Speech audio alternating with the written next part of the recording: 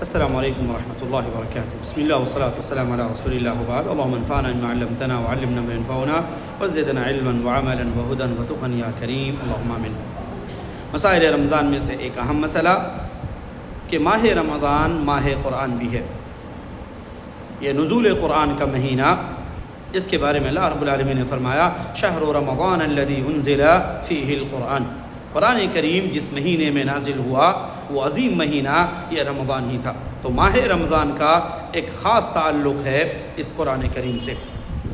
نبی علیہ الصلوۃ والسلام نے قراءت قرآن اور تلاوت قرآن، تدبر قرآن، حقوق قرآن کے تعلق سے تفصیلات کے ساتھ لوگوں کے سامنے بیان فرمائے، اور ان تمام حقوق کی ادائیگی، ان تمام چیزوں کی معلومات، ان تمام چیزوں کے بارے میں جانکاری ہمارے پاس میں ہونی ضروری ہے، تاکہ اس کے ذریعے سے ہم قرآن کریم کے ساتھ اپنے ربط کو گہرا کریں، اپنے رشتے کو مضبوط کریں. اور خاص ماہ رمضان میں جو ماہ قرآن بھی ہے، تو رمضان اور قرآن کو ایک ساتھ ہم کیسے فائدہ مند بنائیں. نبی علیہ الصلوۃ والسلام نے فرمایا من قرأ حرفا من کتاب اللہ، کہ جو انسان کتاب اللہ قرآن مجید میں سے ایک حرف بھی پڑھے گا فلہ بہ حسنہ، تو اسے ایک نیکی کا ثواب ملے گا، ایک نیکی کا ثواب دیا جائے گا. والحسنۃ بعشر امثالها، اور ایک نیکی 10 گنا. اور بعض دوسرے روایتوں میں ہے لکل عمل ابن آدم یضاعف الحسنۃ بعشر امثالها والى 700 ضعف، کہ 700 گنا تک بڑھا دیا جاتا ہے. یہ ماہ رمضان قرآن کے تعلق سے اپنے رشتے کو گہرا کرنے کے ساتھ ساتھ آیت حدیث نبی علیہ الصلوۃ والسلام کی دعوت دے رہی ہے کہ ایک انسان اپنے رشتے کو مضبوط کرے.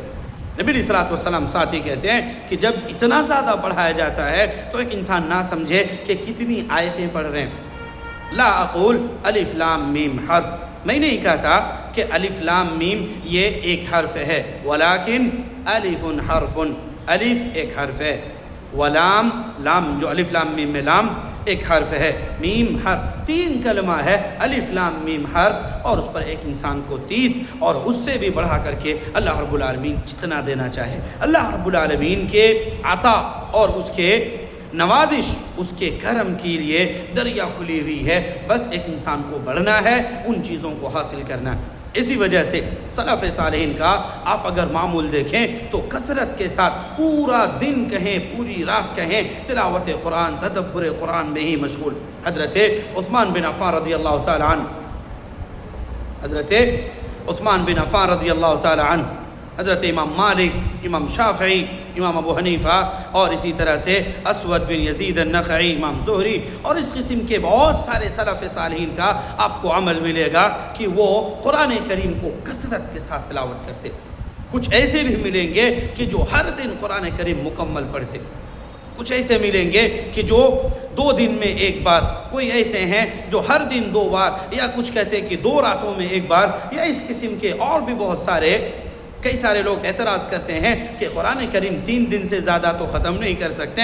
پھر ایسا کیسے؟ ادھر سے حدیث ہے کہ جو انسان 3 دن سے کم میں قرآن ختم کرے اس انسان نے گویا قرآن سمجھا ہی نہیں. تو پھر ان تمام لوگوں کا جو عمل ہے پھر وہ ایسا کیسے ہو سکتا ہے؟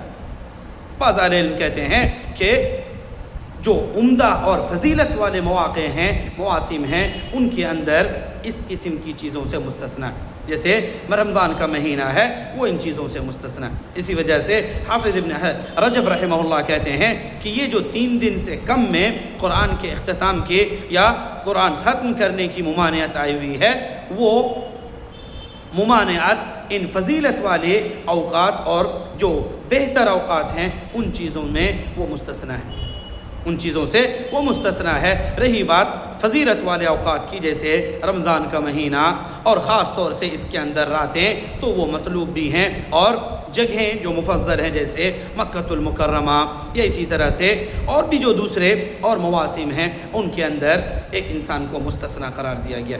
اسی وجہ سے اہل علم کے یہاں کثرت کے ساتھ آپ کو مدارست القرآن اور تدبر قرآن کا آپ کو عمل ملے گا۔ لہذا ہمیں بھی چاہیے کہ اس رمضان کو شہر القرآن بھی بنائیں، قرآن کے ساتھ گہرے روابط کریں، اپنے رشتے کو مضبوط کریں، قرآن کی تلاوت کریں، اللہ رب العالمین کے کلام کو سمجھنے کے لیے کوشش کریں، پڑھیں، سوچیں، تدبر کریں، غور کریں، اور ان کے اندر اللہ رب العالمین کیا کہنا چاہتا ہے ان چیزوں کو ہم حاصل کرنے کی کوشش کریں، تاکہ اس کے ذریعے سے ہماری زندگی تبدیل ہو، ہمارے آنے والی لائف ہمارے اندر چینجز کرے، اس طرح کے بدلاؤ ہماری زندگی میں آئے جو صحابہ کرام اور سلف صالحین کے یہاں آئے۔ جو قوم دوسروں کے لیے مصیبت تھی، لیکن وہ قوم اس قرآن کی برکت، اس قرآن کے احکام، اس قرآن کی فیوز سے، ان کے احسانات سے وہ قوموں کی محافظ بن گئی، جنہیں ہم آج حضرات